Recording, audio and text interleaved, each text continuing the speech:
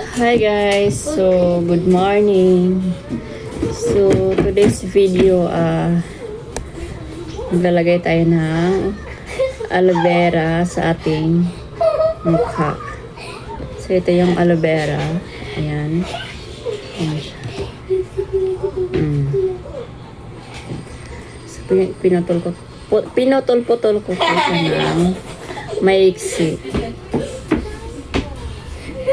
So, unang gawin, ang ano kasi nito guys, sa mga baguhan pang gumamit nito, is makati talaga siya sa mukha. Pero ako, sanay na akong gumamit nito, so hindi na ako nangati. Sanay na ako.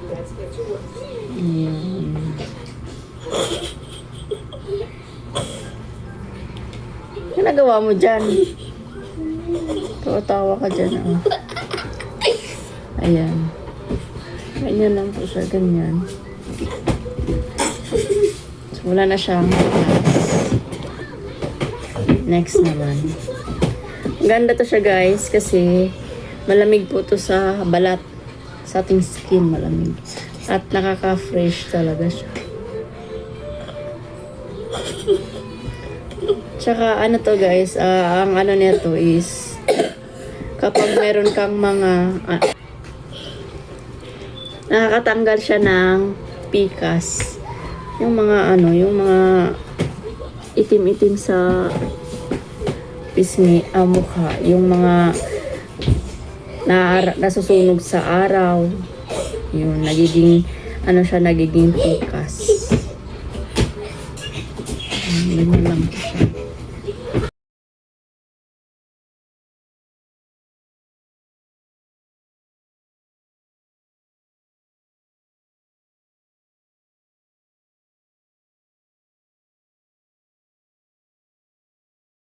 Kahapon, marami kasi itong ano dito, kinuha namin.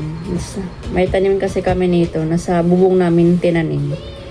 Yes. So, hindi siya nagagalaw doon sa bubong, hindi siya na ano. Yes, nandiyan po siya sa may bubong, nagtutubo. Tapos, umaakyat po. Pinatanggal ko to sa sobrang siksika na po sa isang paso. Ang ginawa ko is, pinaghahati ko, nilalagay ko sa ulo ko, yun, dito sa may scalp. Maganda siya guys, kasi malamig siya sa ulo. Maganda din siya sa mukha.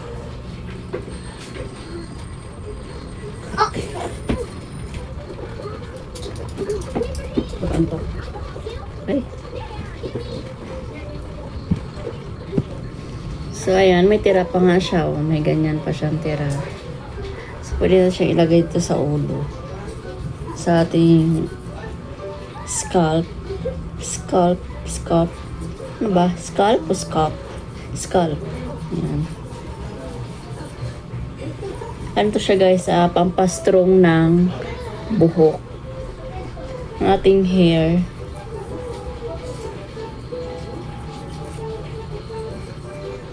Otherwise, gaganda. Gaganda ang ating buhok. Magandang benefits po sa aloe vera. Maganda po siya.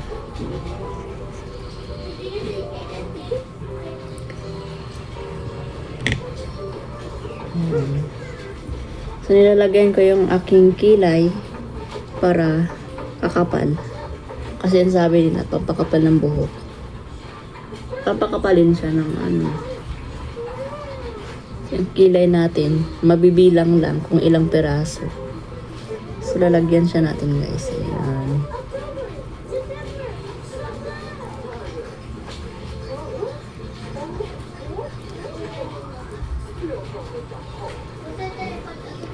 Kasi ngayon, walang pasok.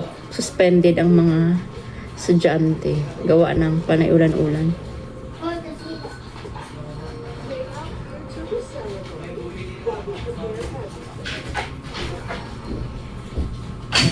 So, maganda din to sa mga ano, yung may mga taghiyawat ang mga mukha. So, may mataghiyawat. Maganda dito siya guys. Maganda siya yung sa mukha. Isa sa mga ano, skincare. Kung meron ka namang pambili ng skincare, bakit hindi ka bibili, di ba? Huwag ka na magtiis sa aloe vera. Okay. Sa ulo ko naman siya nilalagay. Wala, tapos na yung mukha ko eh.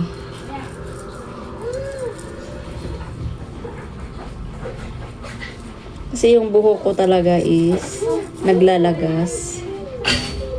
Hindi ko alam kung bakit. O sa sobrang haba lang ng buhok ko. Kaya siya naglalagas. Dati kasi, kapag mahaba na yung buhok ko,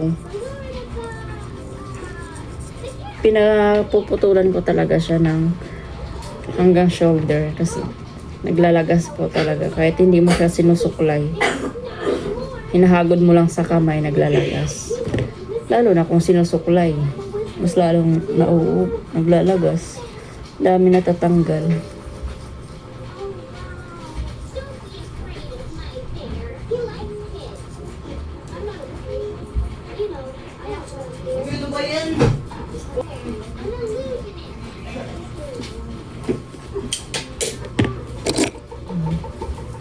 Init na. Lalo na kapag suklay na ganito.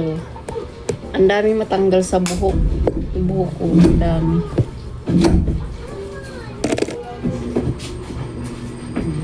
Diba? Ako maghiwa na ito, ma. Sarap siya sa ulo. Ang lamig.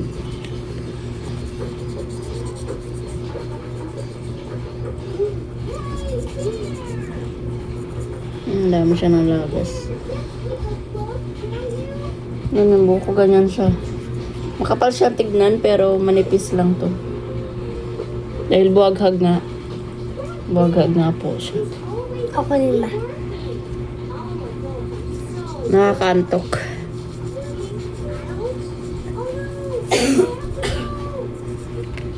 Okay na to, tapos na yan. Uy! Galing sa ulo, sabay sa ilong. Ano?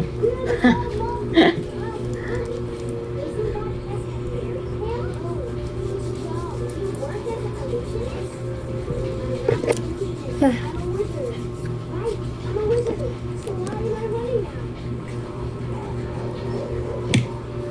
Tapos may kuko. Ako nga, malagyan mo nga ako. Okay na yan. Hindi ka naman stress eh. I'm stressed. Ako kasi guys, stress talaga ako. Stress ako.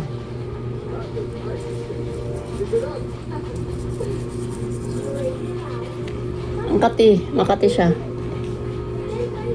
Pero wala, masasanay ka.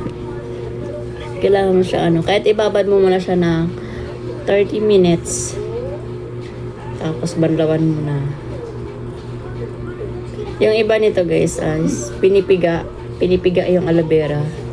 Hinaluan ng shampoo. Makikita ko lang yun sa sa, Sa YouTube. sa Facebook. Ewan ko kung legit nga ba yun. Magawin ko, ma. Na mas maganda talaga kapag ganito kasi napababad mo siya sa ulo. Tapos walang halong chemical. Shampoo kasi guys is chemical na po yan.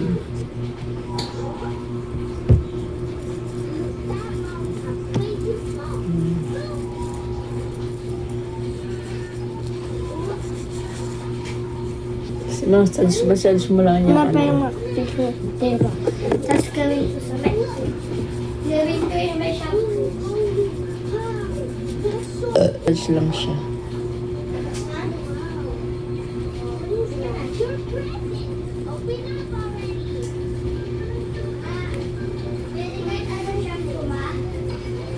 Hindi, kailangan yan siya pipigain.